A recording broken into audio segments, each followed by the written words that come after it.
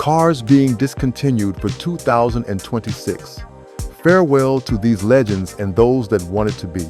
Car lovers, buckle up. 2026 is shaping up to be the year of heartbreak. Automakers are axing some big names, from luxury sedans to beloved sports cars. Some are victims of low sales. Others are being sacrificed on the altar of electrification, and a few are simply out of style. Today, we're counting down the cars that won't make it past 2025. And trust me, some of these will sting. Welcome to For the Love of Cars. This channel is where we celebrate everything on four wheels, from the legendary classics to the budget-friendly daily drivers, and the stories that make them unforgettable. If you love reliability, history, and a good road trip story, this is the right place. Hit that subscribe button and let's take this ride together, all for the love of cars. First up, the Acura TLX. This sedan has been around since the 90s in one form or another, but 2026 is its swan song. Sales fell off hard, just about 3,600 units in the first half of 2025, down more than 55% from the year before. Acura's shifting focus to SUVs and electrics, with the new RSX crossover taking the TLX's place. It's a tough loss for sedan lovers who wanted that balance of sport and luxury. This gem will be truly missed. It will join the legend and the vigor in the great beyond. Audi is shaking up its entire lineup, the A4 sedan gone. Why?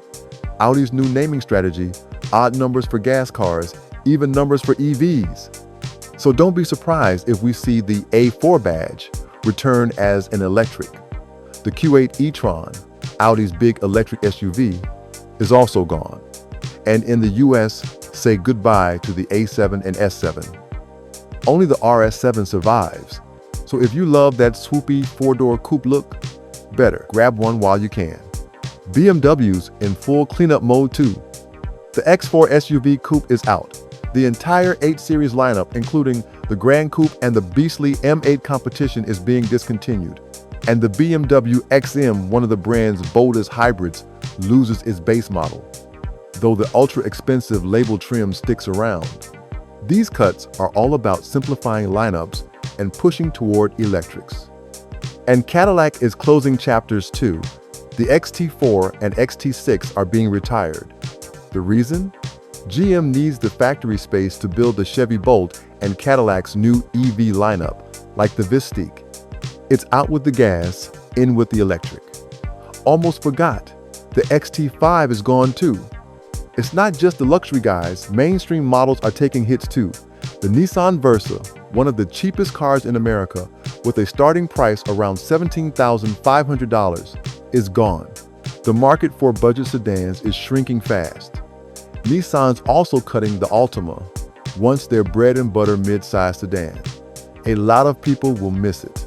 Ford is axing the Escape, one of their long-running small SUVs. Genesis is also pulling the plug on its electrified G80 sedan. Sales were miserable, just 77 units sold in the US in the first half of 2025. 77?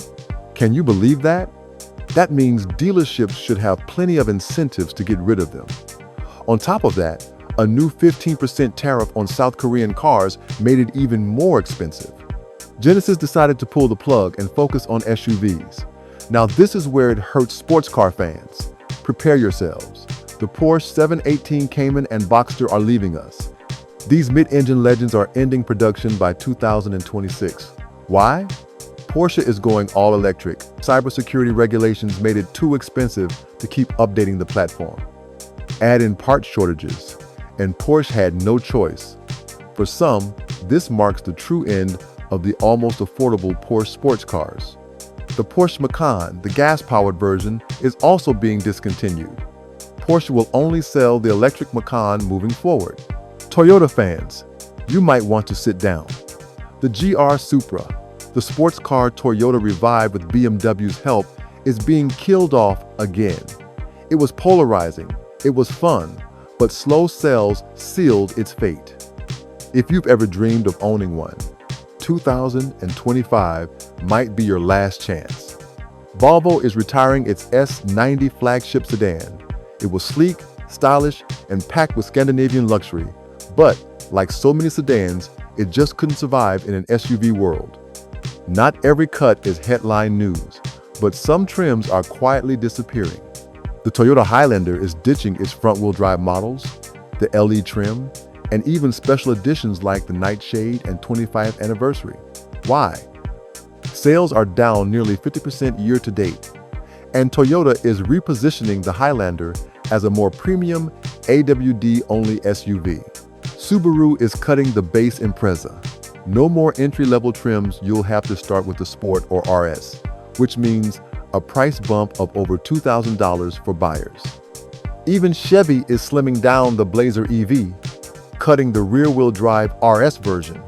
Now let's talk about two luxury brands that don't always grab headlines, Lexus and Infiniti, but their cuts are just as telling. Infiniti is pulling the plug on the QX50 and the sportier-looking QX55. Sales were never strong around 11,000 in 2022, dipping under 10,000 in 2023, and this year only about 3,500 so far.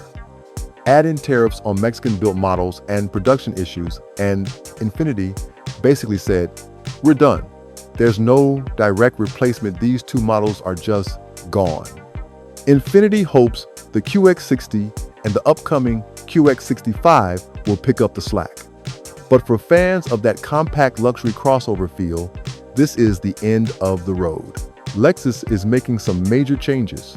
The stylish RC and RCF coupes are out after 2025. The RCF gets a final edition farewell. The IS sedan returns for 2026, but only with V6 power. And the big one, the LC500H hybrid coupe, is dead. And here's the kicker. Since the LC500H launched, Lexus has sold only about 248 units in total. That's it. In 2024, they sold just 18. Compare that to around 14,000 sales of the V8 LC500, and you can see why Lexus pulled the plug. The hybrid was more expensive, slower, and never really found an audience. Fans wanted the roar of the V8, not the quiet compromise of a hybrid Grand Tourer. On the other end of the lineup, the A-Class hatchback and sedan are done. This was Mercedes' entry-level car, meant to bring new buyers into the brand. Back in 2019, they sold over 16,000 A-Class models in the US. Fast forward a few years, and by 2023 sales dropped to barely 160 units. In 2025, practically zero.